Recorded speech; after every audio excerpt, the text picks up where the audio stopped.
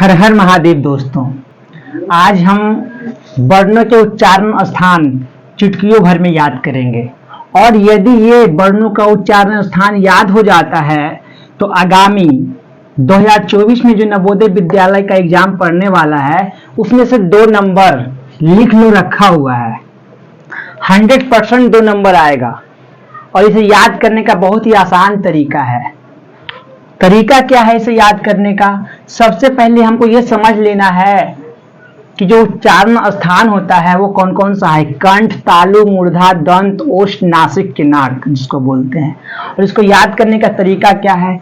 इससे पहले हमको ये पता करना पड़ेगा कि स्वर वर्णों की कुल संख्या कितनी होती है।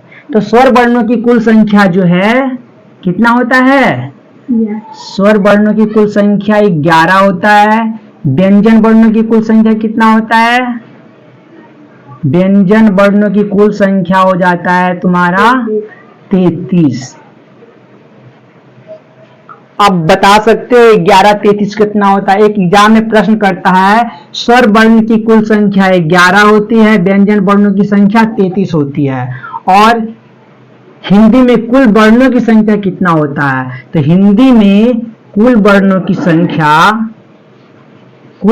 संख्या 52 होता है। तो भाई यहाँ पे देख रहे हैं स्वर वर्ण 11 है, व्यंजन वर्ण 33 है, तो और वर्ण क्या हो जाएगा? कुल वर्ण। एक होते हैं संयुक्त वर्ण। संयुक्त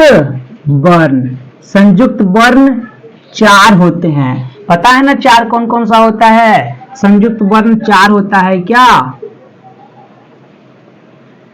छ, त्र, ज्ञ और स्र, ये 4 जो वर्ण होते हैं संयुक्त वर्ण होते हैं। ठीक है। और एक होता है द्विगुण व्यंजन। क्या होता है? द्विगुण व्यंजन 2 होता है। तो द्विगुण व्यंजन में कौन कौन आता है? तो द्विगुण व्यंजन में आता है ड और ढ, ये दोनों आता है द्विगुण व्यंजन में। और एक होता है अयोग वाह किसको बोलते हैं? अनुस्वार और विसर्ग को बोलते हैं। मतलब अन और अह, ये दोनों को बोलते हैं अयोग वाह। अनुस्वार और विसर्ग ये 2 हुआ।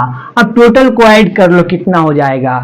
11 33 44, 44 4 48, 48 2 50, 50 2 52।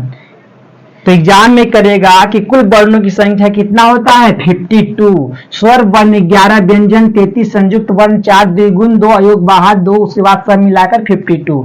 चलो इसे छोड़ते हैं, साइड करते हैं। इससे भी प्रश्न करेंगे, वो याद कर लेना है।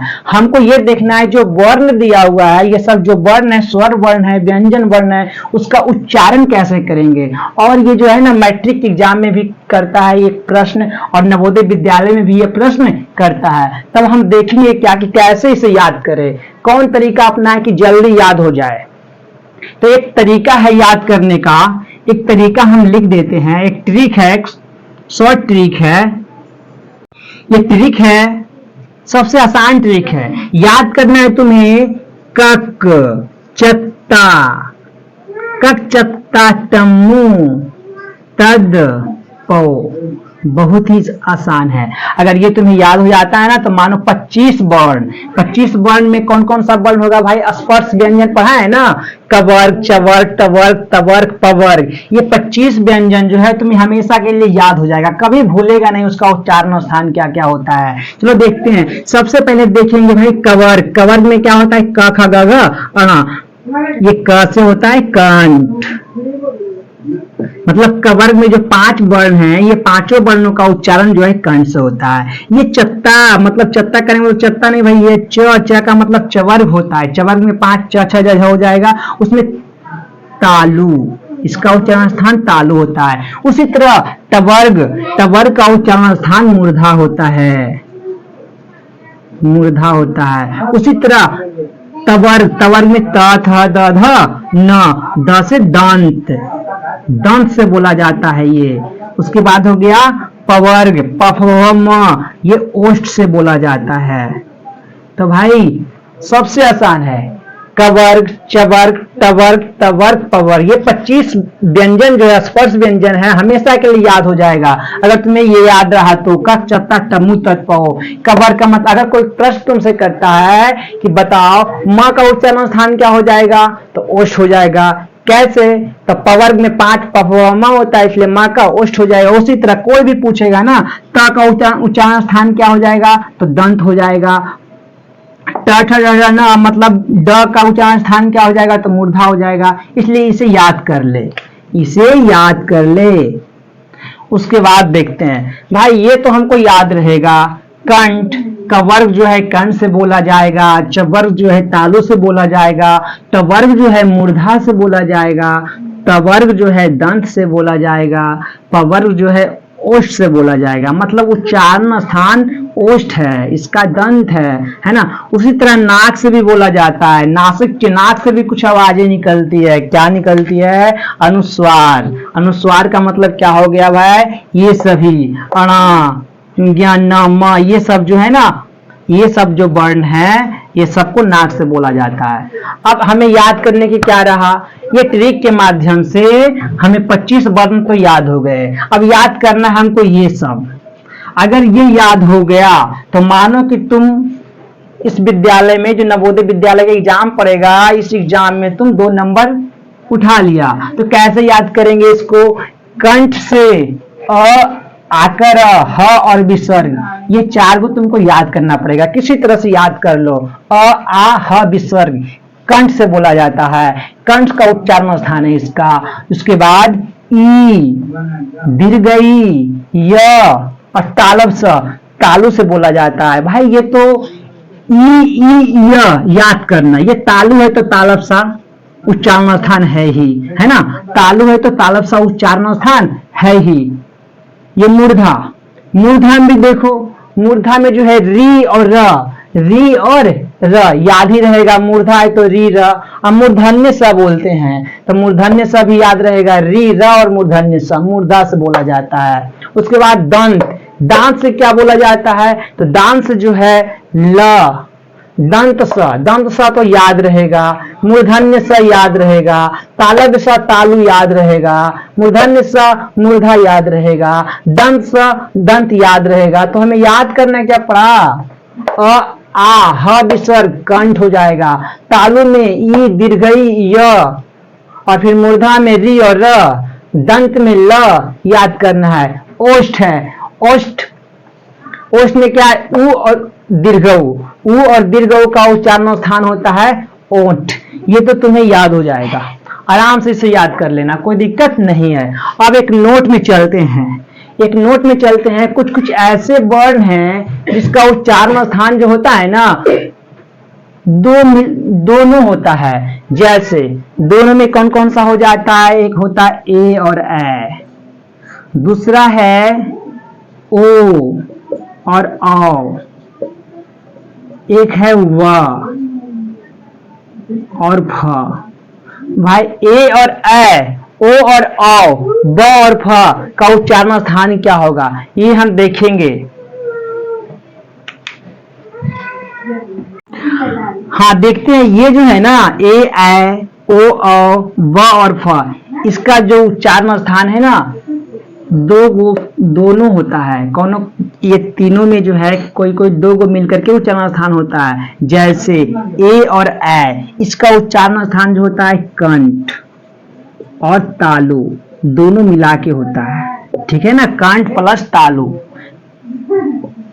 उसके बाद ओ और औ, ओ और औ, ये जो होता है कंठ और ओष्ठ, ये दोनों से इसका उच्चारण स्थान होता है, ये दोनों से ओ और बोला जाता है, ठीक है ना। उसके बाद ब और फ है, ये जो है दंतोष्ठ, दांत से और ओष्ठ से दोनों मिला है, दंत जोड़ ओष्ठ दंतोष्ठ, ये दोनों मिला हुआ है, दांत और ओष्ठ दोनों से मिला जाता है। भाई सबसे ज्यादा इंपॉर्टेंट क्या है, सबसे ज्यादा इंपॉर्टेंट है ना, बहुत बार एग्जाम में किया है, अ और आ का उच्चारण स्थान क्या होता है, तो कंठ, ये याद रख लेना, बहुत इंपॉर्टेंट है, भी आई है ये दोनों, और आ का उच्चारण स्थान कंठ होता है। उसके बाद ये देखो पूछता है एग्जाम में, ल का उच्चारण स्थान क्या होता है, दंत, बहुत इंपॉर्टेंट है, ये बार बार रिपीट करता है एग्जाम में, ल आ, और एक करता है क्या, ब का, व का उच्चारण स्थान क्या होता है, दंतोष्ठ, ये दोनों मिला के होता है। बाकी तो तुम्हें सब याद ही है, ये ट्रिक के माध्यम से तुम्हें कप चत्ता टम्मू तक पाओ, ये ट्रिक के माध्यम से तुम्हें 25 वर्ण याद हो जाएंगे। और इसमें से देखो कंठ में याद करना होगा अ आहा विसर्ग, तालु में ई दीर्घई य, ये भी देखो एग्जाम में बहुत बार कर चुका है, य के बारे में और र के बारे में, ये इंपॉर्टेंट है, टिक आउट वाला इंपॉर्टेंट है, इसे रट लेना, सही से याद कर लेना, एग्जाम में 100% करेगा, 100% करेगा ही, क्योंकि ऐसा हमने देखा है, इसके पिछला ईयर में भी किया है, एक किया था प्रश्न में, ठीक है, अगले बार भी इतना में से एक जरूर करेगा। और एक चीज है, जो भी स्टूडेंट नवोदय विद्यालय की तैयारी कर रहा है और उसे यदि नोट्स चाहिए, तो वो नोट्स जो है हम एक ग्रुप बनाए हैं, नवोदय विद्यालय 2024 का, जो जिसका टारगेट है उसका एक ग्रुप बना है, जिसमें जो है केवल नवोदय विद्यालय का स्टूडेंट शामिल है। और यदि वो चाहता है कि हमको नोट्स चाहिए जो हम इस चैनल के माध्यम से सभी लोगों को बताएंगे, तो उसमें जो है वेरी इंपॉर्टेंट क्वेश्चन रखा जाएगा, वेरी इंपॉर्टेंट क्वेश्चन रखा जाएगा। और यदि वो चाहता है कि हमें ये नोट्स चाहिए, जो भी बताएं उसका नोट्स चाहिए, तो उसे हम पीडीएफ के रूप में भेज सकते हैं और उसे हम इस ग्रुप में ऐड भी कर सकते हैं। तुम लोग क्या कर सकते हो, मैं अपना नंबर, मेरा पर्सनल नंबर है, इस नंबर पे तुम क्या करना, लिखना नवोदय विद्यालय 2024, टारगेट नवोदय विद्यालय 2024, अपना नाम लिखना और जो डिस्ट्रिक्ट है वो डिस्ट्रिक्ट का नाम लिखना और मेरे नंबर पे मैसेज कर देना। हम उस नंबर को ग्रुप में ऐड कर देंगे और ऐड करने के बाद उसमें जो वेरी इंपॉर्टेंट क्वेश्चन वगैरह रहेंगे वो क्वेश्चन हम दे दिया करेंगे। तो ये नंबर है, नोट कर लो तुम लोग,